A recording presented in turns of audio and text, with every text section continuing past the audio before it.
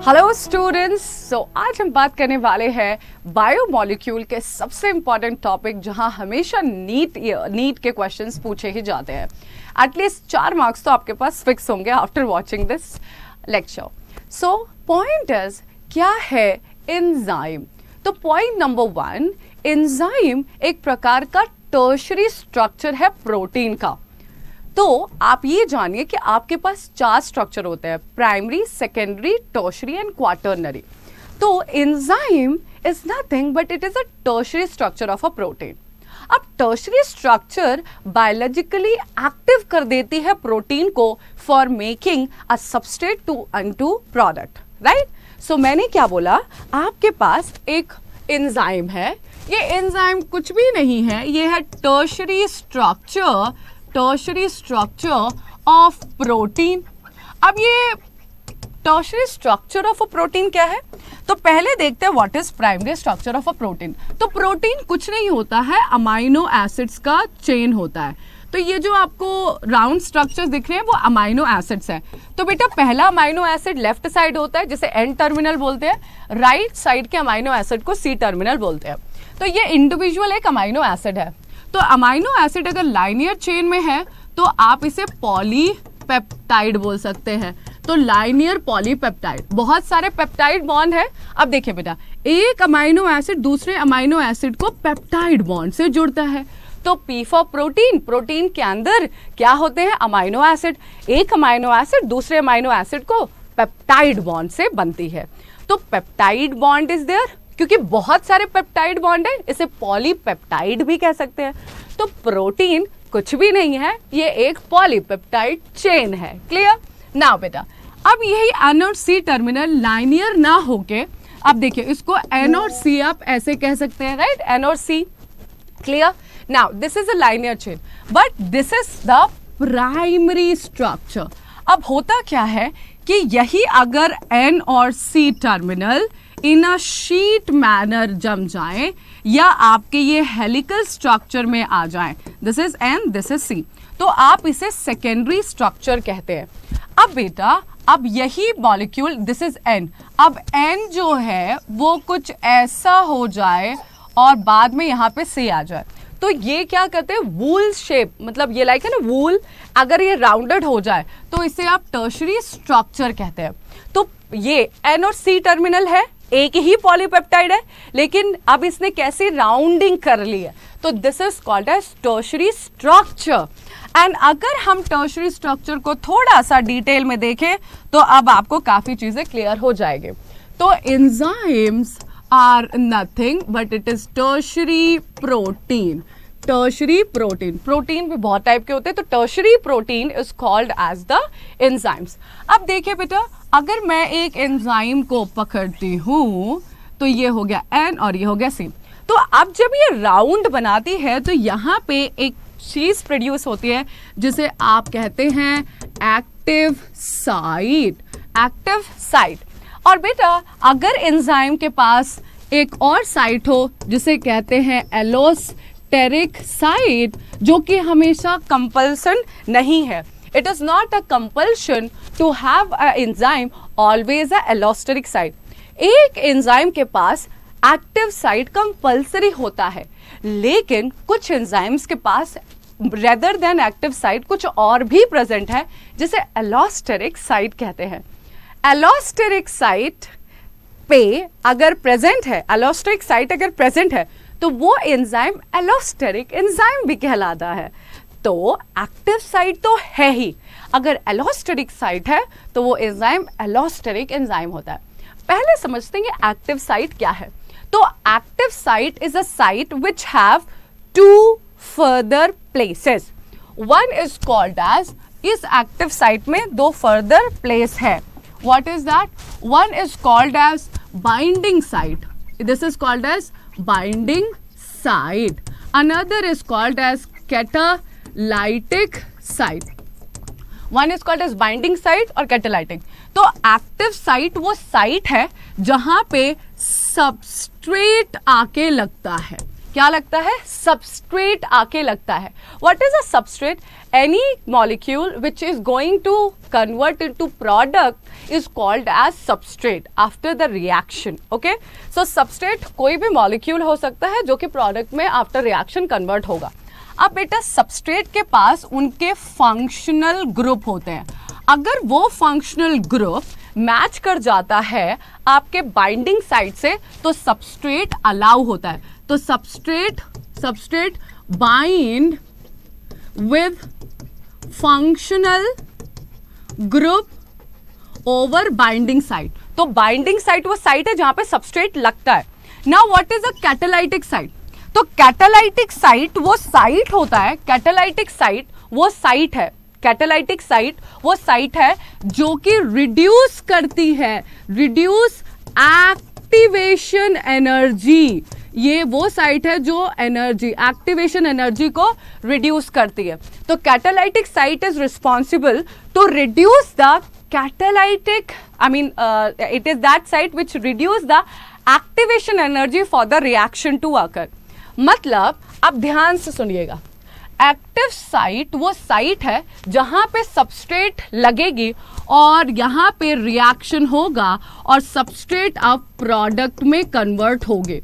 तो substrate product में convert होती है जब ये कुछ minimum amount of energy require करे, तो मिनिमम अमाउंट ऑफ एनर्जी मिले. तो मैंने कहा एक सबस्ट्रेट को प्रोडक्ट में कन्वर्ट करने के लिए आपको कुछ अमाउंट ऑफ एनर्जी देनी पड़ेगी.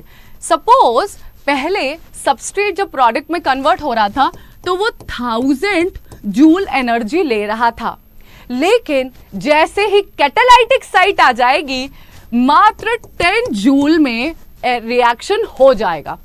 तो होता क्या है, किसी भी रिएक्शन को होने के लिए हमें कुछ एनर्जी देनी पड़ती है रिएक्शन के लिए. याद रखना है आपको, जब भी कोई रिएक्शन हो रहा है तो हमें मिनिमम सेट ऑफ एनर्जी देनी पड़ती है. जो एनर्जी दी है आपने सो दैट सबस्ट्रेट प्रोडक्ट में कन्वर्ट हो जाए उसे एक्टिवेशन एनर्जी कहते हैं. अब एंजाइम में कैटालाइटिक साइट का काम यह है कि वो लेस एनर्जी देकर भी काम करा सकती है. तो कैटालाइटिक साइट, अब जैसा कि एक हम स्लाइड ले लेते हैं, नहीं मैंने कहा एक ग्राफ बनाते हैं, ठीक है.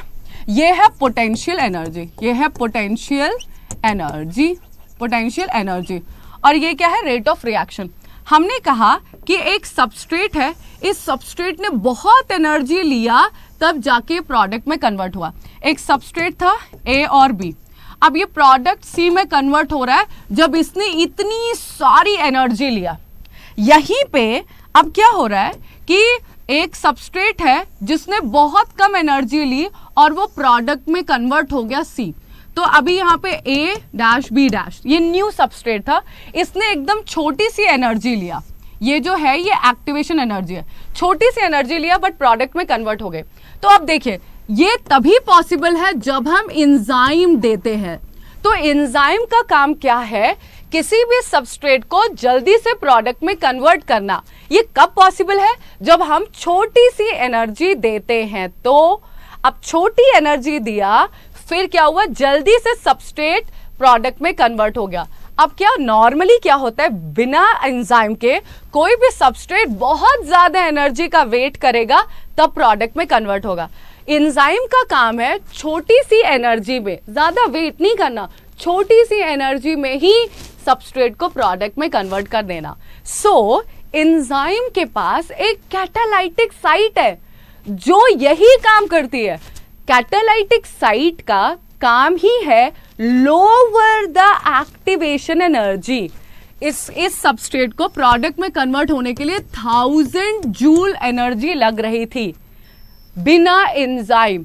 अब क्या हुआ, जब आपको 1000 जूल का कंजर्वेशन कर लोगे तभी ये सबस्ट्रेट प्रोडक्ट में कन्वर्ट होगी. तो 1000 जूल के लिए आपको बहुत वेट करना पड़ा और आपको देर लगी सबस्ट्रेट को प्रोडक्ट में कन्वर्ट करने के लिए.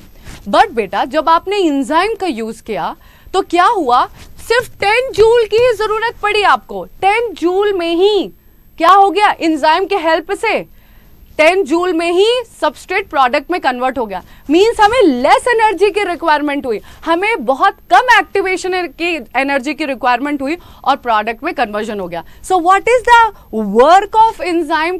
Catalytic site. Enzyme has active site. Active site क्या करता है? दो पार्ट रखता है, binding and catalytic. Binding site substrate से बाइंडिंग करवाता है, लेकिन अब सबस्ट्रेट को प्रोडक्ट में कन्वर्ट होने के लिए एक्टिवेशन एनर्जी चाहिए. ये एक्टिवेशन एनर्जी को कम करता है कैटालाइटिक साइट, और आप छोटी सी एनर्जी का भी इस्तेमाल करके आप सबस्ट्रेट को प्रोडक्ट में कन्वर्ट कर सकते हैं. तो that is the work of enzyme. So what is enzyme? Enzyme have two part. One is called as active part. So active part has further two part. Active part or active site. So active site has binding site, and one is catalytic site. Am I clear? Or what is active site? Binds with the substrate. Now beta, there is another site which is called as allosteric site. Allosteric site is other than active site, which binds with either inhibitor, or it binds with the poison, or it binds with activator. So inhibitor, poison or activator, inhibitor, poison or activator bind with the allosteric site. Am I clear or not? So allosteric site वो site है जो कि bind करवाती है inhibitor, poison और activator को. अभी हम इस सिलेबस में, इस स्लाइड में we are not going to talk about that. बस हमें इतना समझना था एंजाइम है क्या. तो एंजाइम इज अ मॉलिक्यूल और enzyme is a tertiary protein whose function is to convert the substrate into product with use of minimal activation energy.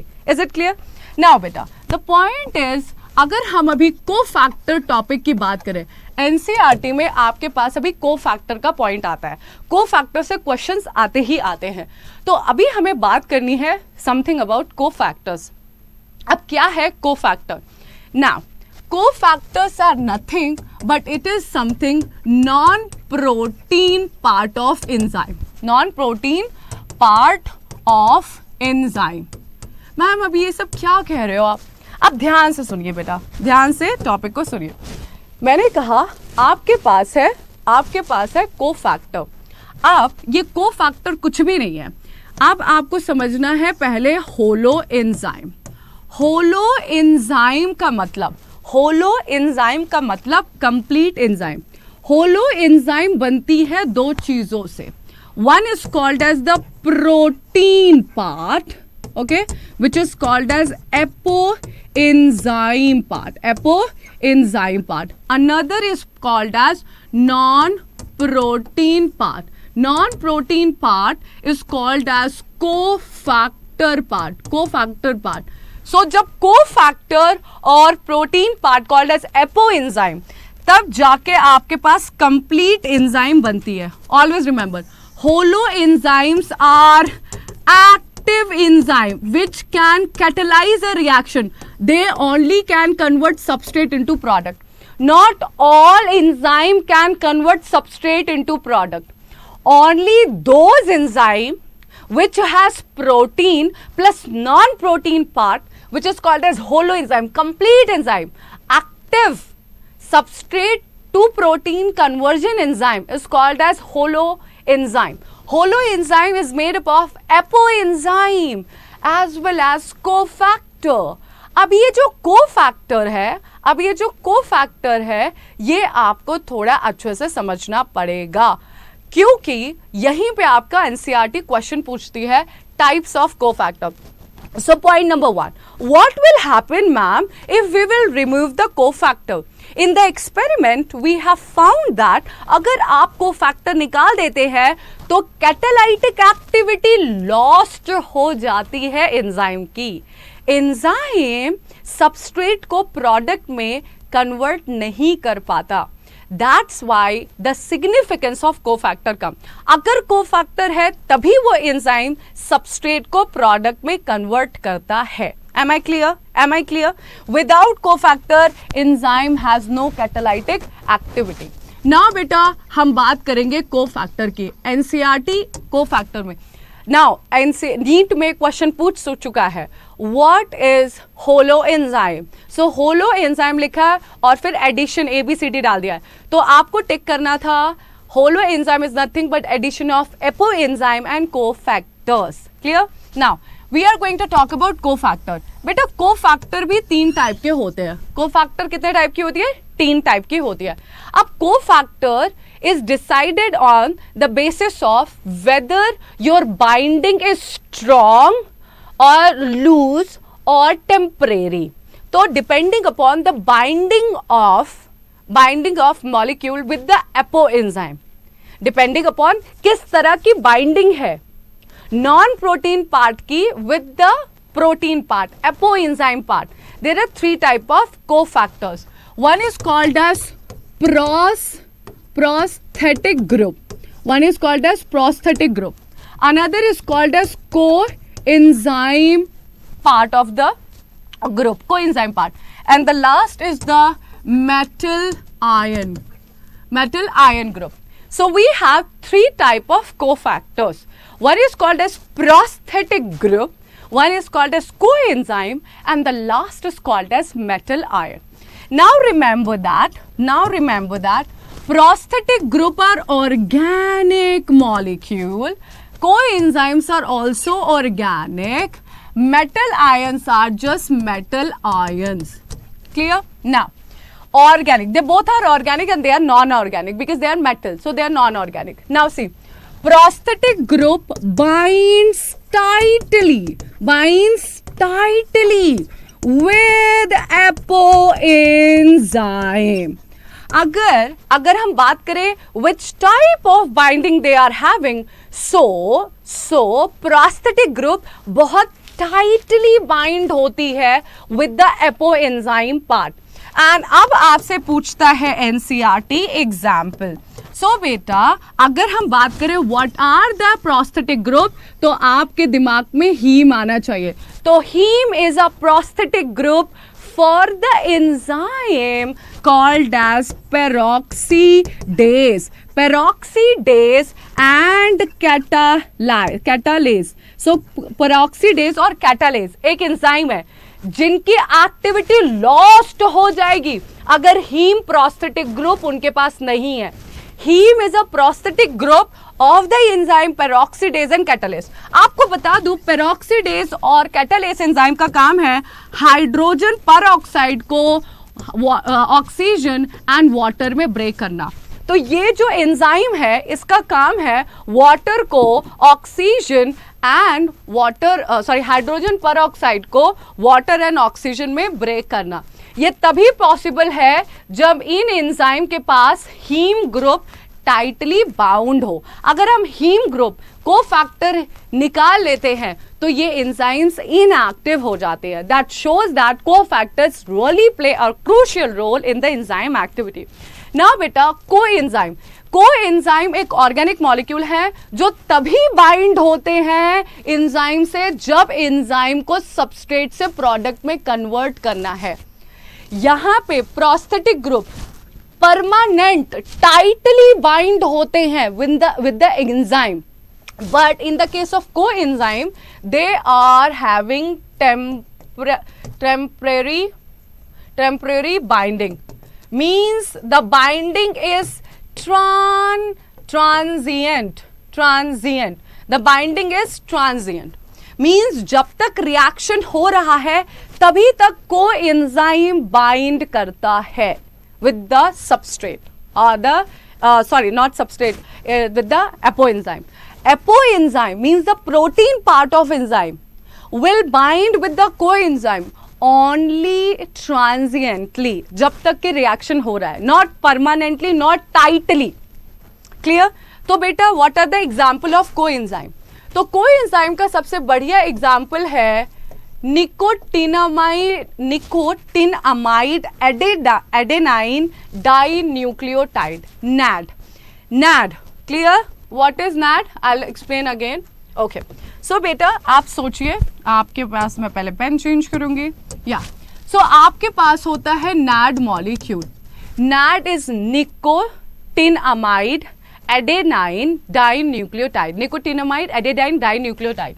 So NAD जो है वो एक कोएंजाइम है, और what is the active molecule of coenzyme is vitamin. So vitamins are basically the active component और essential element जो coenzyme को help करती हैं to bind with the apoenzyme and make the enzyme active. So यहाँ पे coenzyme क्या है? NAD। और क्वेश्चन पूछता है कि कोएंजाइम तो NAD है, लेकिन आप मुझे ये बताइए विटामिन्स क्या है, विटामिन्स कैसे हेल्प करती है कोएंजाइम को?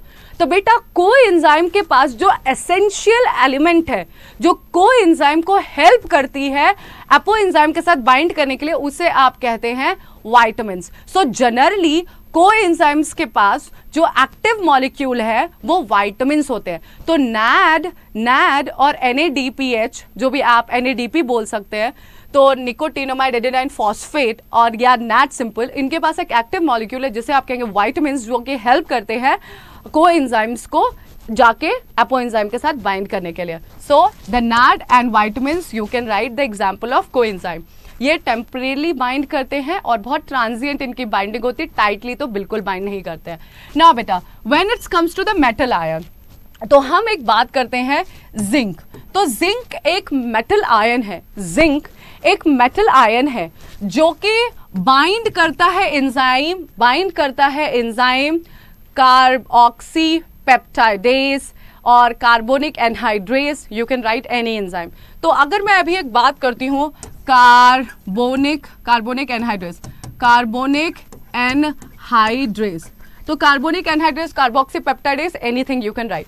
तो कार्बोनिक एनहाइड्रेज एक एंजाइम है जिसकी एक्टिविटी लॉस्ट हो जाएगी अगर जिंक मॉलिक्यूल आके उसके साथ नहीं लगेगा। तो जिंक यहाँ पे एक कोफैक्टर का काम कर रहा है, क्योंकि एंजाइम अपनी कैटालाइटिक एक्टिविटी लॉस्ट कर रहा है, मतलब उसके पास कोफैक्टर की कमी हो गई है। तो हमने देखा जिंक एक कोफैक्टर है जो कि मेटल आयन है, वो बाइंड करता है कार्बोनिक एनहाइड्रेज एंजाइम के साथ और इसकी एक्टिविटी को बढ़ा देता है। अब क्वेश्चन पूछा जाता है, जिंक तो है एक मेटल आयन जो कार्बोनिक एनहाइड्रेज एक्टिविटी को बढ़ाता है, बट एक और क्वेश्चन भी पूछा जाता है जो कि नीट में काफी अच्छे से पूछा गया घुमा फिरा के। आपको ध्यान रखना है, जस्ट अ सेकेंड, आपको ध्यान रखना है, क्वेश्चन पूछा गया है ये जो मेटल आयन होता है वो करता कैसे है, काम कैसे करता है? तो जो मेटल आयन होता है वो कोऑर्डिनेशन बॉन्ड बनाता है, कोऑर्डिनेट बॉन्ड बनाता है। विच बॉन्ड? तो ऑलवेज रिमेंबर मेटल आयन का काम है कोऑर्डिनेट बॉन्ड बनाना। तो ये कोऑर्डिनेट बॉन्ड बनाता है दो चीजों के साथ। सबसे पहली बात तो ये एंजाइम के साथ कोऑर्डिनेट बॉन्ड बनाता है, और एक साइड से सबस्ट्रेट के साथ भी कोऑर्डिनेट बॉन्ड बनाएगा। तो जिंक जो है वो दो कोऑर्डिनेट बॉन्ड बनाएगी, एक तो सबस्ट्रेट के साथ और एक एंजाइम के। तो एंजाइम के कैटालाइटिक पार्ट के साथ, एंजाइम के कौन से पार्ट के? Catalytic part. तो कैटालाइटिक साइट के साइड चेन से लगती है और कोऑर्डिनेट बॉन्ड बनाती है। तो जिंक एक मेटल आयन है जो कि कोऑर्डिनेट बॉन्ड बनाएगा एक साइड एंजाइम से, एक साइड सबस्ट्रेट के साथ, और रिएक्शन को कन्वर्ट करेगा to the product. So that's how we have learned a very good topic of the enzyme of biomolecule for the marks. Thank you so much. Stay tuned with me for many more lectures. Bye.